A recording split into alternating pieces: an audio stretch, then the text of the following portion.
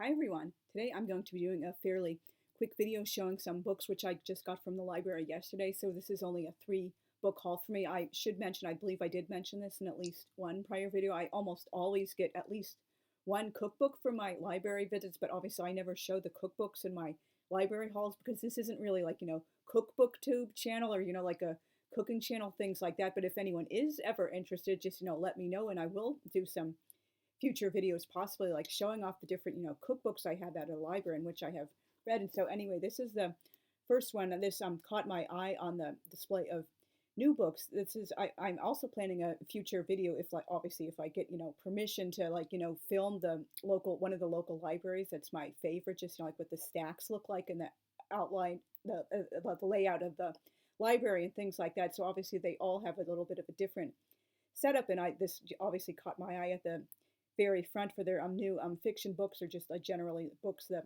librarians recommend. And guess what? Because some like doofus like put a sticker, 2 stickers over the synopsis, I had to pull it up on Amazon so I could read the beginning. Obviously, and this is called Fifth Avenue Glamour Girl by Renee Rose, and apparently she is also USA Today best-selling author of The Social Graces, and this is about like makeup and cosmetics history. I'm like totally like, well, not totally obviously I don't like particularly present that way, but I've always been like very tomboyish in my interest. So like makeup isn't something that generally interests me, but I guess maybe like living vicariously through women who are super into makeup as an art form. So anyway, here's the synopsis.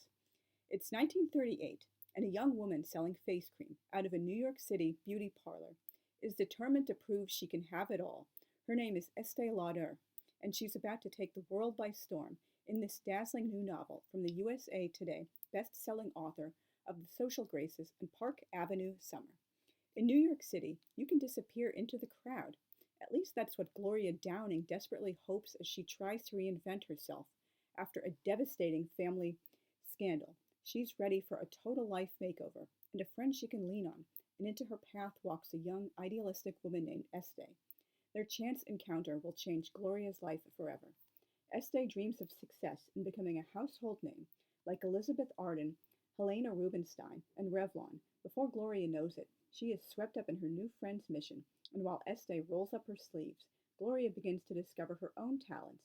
After landing a job at Saks Fifth Avenue, New York's finest luxury department store, Gloria finds her voice, which proves instrumental in opening doors for Estée's insatiable ambitions. But in a world unaccustomed to women with power, they'll each have to pay the price that comes with daring to live life on their own terms and refusing to back down. And I admit it, like I have been like disappointed in like quite a bit of like current historical fiction I've read over the last like 10 or so years. It just seems more like history light, but maybe this book will pleasantly surprise me. And I do, as I'm looking through it a bit, and it does like a trend I'm really not fond of. I believe I did mention that previously, the like jumping back and forth between dual timelines, 1984 and 1938. It seems kind of like a bad gimmick to me lately. Instead of, why don't you just like tell the story like as one like particular time frame, or maybe just like do a couple of wraparounds, like, oh, this is a big flashback, like Name is telling her grandchildren or something like that, or like writing back her memoirs, and then there's maybe like the entire book is a huge like flashback, and then we get back to the current time at the end, or there's a few like wraparound segments like interspersed here and there, just to remind us it is a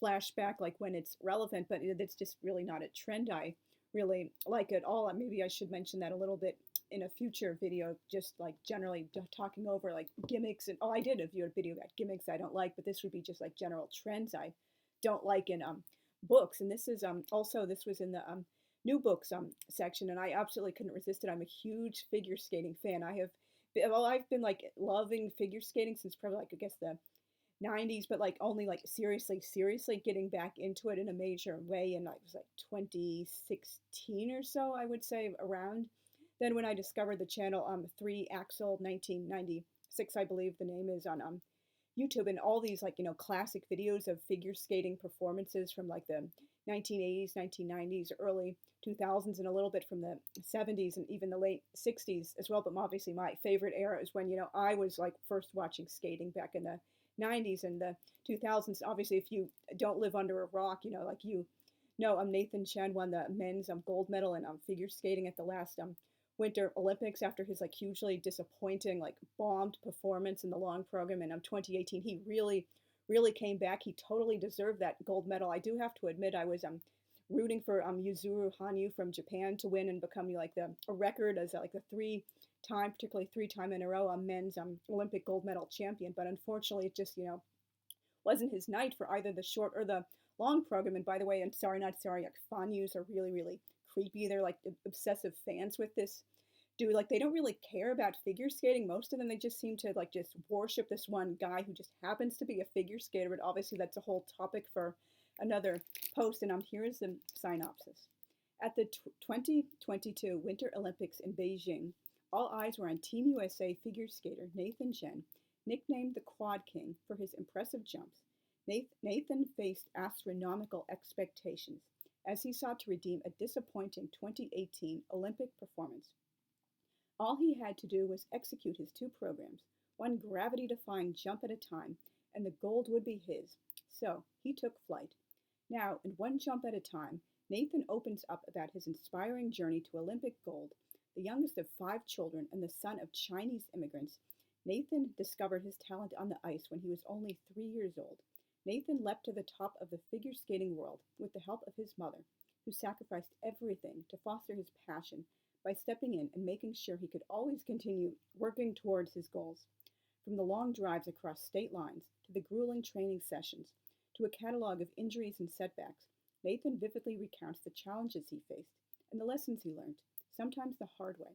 While years of pushing his body past its breaking point secured his spot on the 2018 Olympic team, his go-for-broke attitude came at a physical and mental cost, culminating in his crushing disappointment at the 2018 Games. Nathan shares how he used the next 4 years to transform his mindset and competitive approach, all while navigating a global pandemic and balancing life as a student at Yale University. Armed with a new training philosophy and fresh perspective, Nathan describes how he entered the 2022 Olympic Games, ready to fully realize his dreams, overcome his fears, and rediscover joy on the ice. Offering an unfiltered account of his path to the top of the podium, Nathan pulls back the curtain on his experience in the figure skating world to reveal what it is really like to compete at the highest level of the sport. At once moving and electrifying, one jump at a time is the story of one extraordinary young man, and a testament to the love of family and the power of persistence, grit, and passion. And obviously they give the thing at the back talking about his Olympic gold medal, and there's pictures of other skaters throughout the book. And this has been Nathan himself mentioned it several times, seeing Michelle Kwan on the ice when he was younger. It really inspired him to realize he could do that too, because when you see someone who looks like you, in this case a Chinese American, he realizes, oh, skating isn't just a lily white sport. Maybe I can do it and I can be really good and win lots of medals just like Michelle. So that's why representation is so important for people. It's just a lot of people who aren't in minority groups, they just don't realize what it's so powerful to see an Asian skating on the ice, or a black doll, instead of just constantly a lily white wasp, over representation and stuff. But obviously that's a topic for a whole other subject. And this is the last one I got also from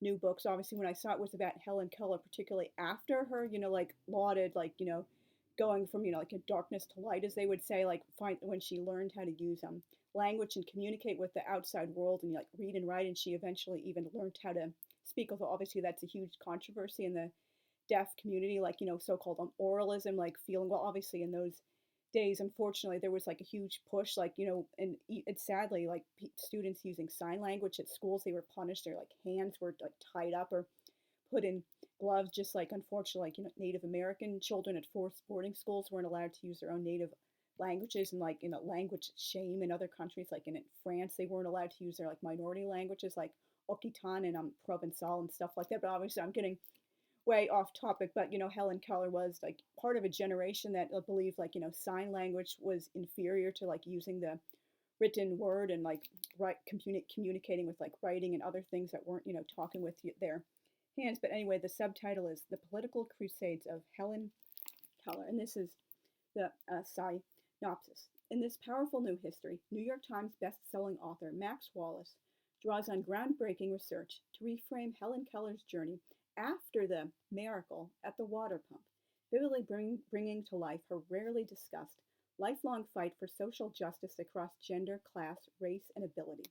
Raised in Alabama, she sent shockwaves through the South when she launched a public broadside against Jim Crow and donated to the NAACP.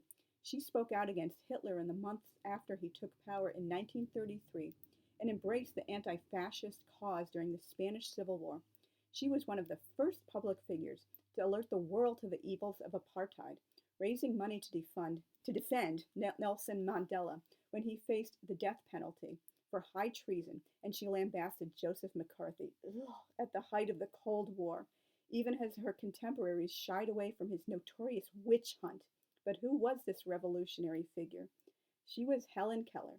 From books to movies to Barbie dolls, most mainstream portrayals of Keller focus heavily on her struggles as a deaf-blind child, portraying her teacher, Annie Sullivan, as a miracle worker. This narrative, which has often made Keller a secondary character in her own story, has resulted in few people knowing that her greatest accomplishment was not learning to speak, but what she did with her voice when she found it. After the Miracle is a much-needed corrective to this antiquated narrative. In this first major biography of Keller in decades, Max Wallace reveals that the lionization of Sullivan at the expense of her famous pupil was no accident, and calls attention to Keller's efforts as a card-carrying socialist, fierce anti-racist, and progressive disability advocate, despite being raised in an era when eugenics and discrimination were commonplace. Keller consistently challenged the media for its ableist coverage and was one of the first activists to highlight the links between disability and capitalism, even as she struggled against the expectations and prejudices of those closest to her.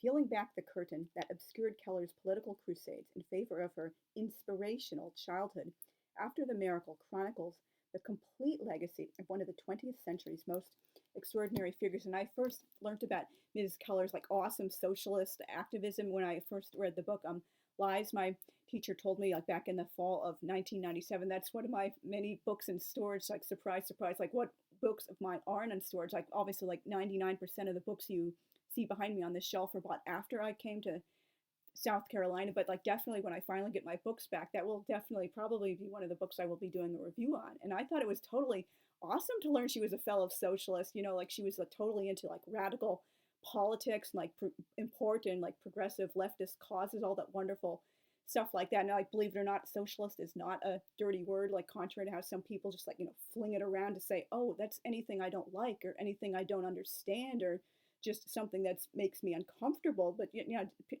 she just was not a champagne socialist like these blue-haired clowns on TikTok these days. She was the real deal, focusing on actual progressive causes like that. And so obviously those were the three books which I got out of the library. Hopefully this wasn't too rambling and off topic and all over the place, but this video was completely unscripted. And now my next video will be about my 2-year anniversary of seriously starting to make content again for booktube and authortube. My anniversary will be tomorrow on the 9th of September, but because that's a Saturday and I don't use my computer on the Jewish Sabbath, I will be pushing that video off until the 10th on a Sunday. And obviously if you don't live under a rock, obvious reasons, I will be talking about this book on Monday because that is the 22nd anniversary of 9/11. And continuing with the so lighthearted books, I will also be talking about this hopefully next week, which is about the Oklahoma City bombing and how two very different fathers, the father of the